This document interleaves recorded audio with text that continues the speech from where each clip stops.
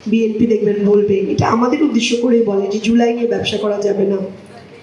জুলাই ব্যবসা, হাদি ব্যবসা, এসব ব্যবসা চালু রাখতে হবে। ওনারা কেন বলে এগুলো নিয়ে আমাদেরকে অপমান করতে চায়। এগুলো নিয়ে অপমান করে, যখন হাদি ব্যবসার কথা বলে তখন মনে মনে খারাপ লাগে, অপমান লাগে, মনে হয় যে আমি আসলে এরকম কিছু করে ফেলতেছি কি না। বাট এগুলো বলে বলে হাদিকে কিন্তু নিউজ ফিড থেকে সরিয়ে দেওয়া হয়েছে, তাই না?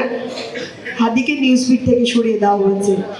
আপনাদের এখানে ব্রাহ্মণবাড়িয়া দাঁড়ালে সবার আগে যে কথা বলতে হয়, সেই যে 17 জন 19 জন মানুষ মোদি বিরোধী আন্দোলনে মারা গিয়েছে, এদের নিয়েও আপনার ব্যবসা করতে হবে। মাঠে ঘাটে দাঁড়িয়ে দাঁড়িয়ে এই ব্যবসার দোকান চালু রাখতে হবে। ব্রাহ্মণবাড়িয়ার প্রত্যেকটা তীব্র মাটিতে কর্নারে কর্নারে মোদি বিরোধী আন্দোলনে যে শহীদরা মারা গিয়েছিল তাদের নিয়ে ব্যবসা চালু রাখতে হবে।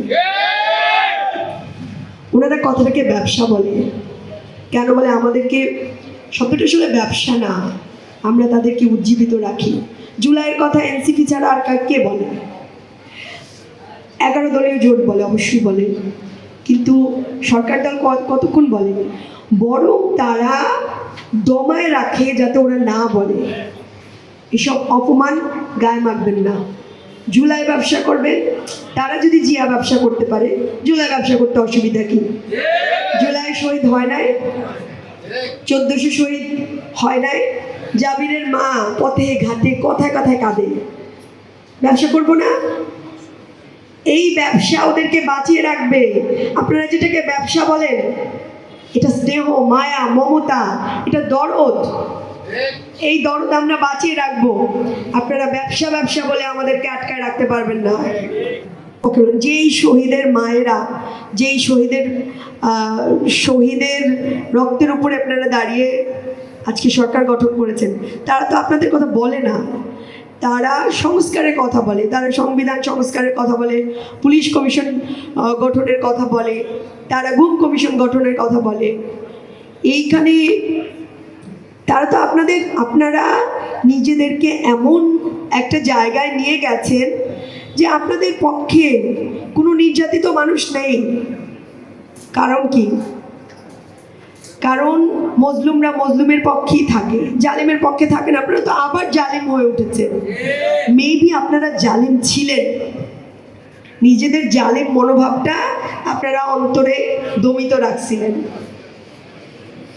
তবে আপনাদের কথা বা বিএনপির কথা বলতে গেলে যার কথা বলতেই হয়, তিনি হচ্ছেন আপসীন নেত্রী বেগম খালেদা জিয়া। জীবনের শেষ রক্তবিন্দু পর্যন্ত দেশের জন্য লড়াই করছেন। মানে একটা নারী স্বামী হারা হয়েছেন, সন্তান হারা হয়েছেন, সন্তানকে দেখতে পায় না, নাতি দেখতে পায় না, তার ছেলের বউ বিধবা, তার জীবনে আর কি আছে? বাংলাদেশের সবচেয়ে নির্যাতিত নারীদের মধ্যে তিনি একজন।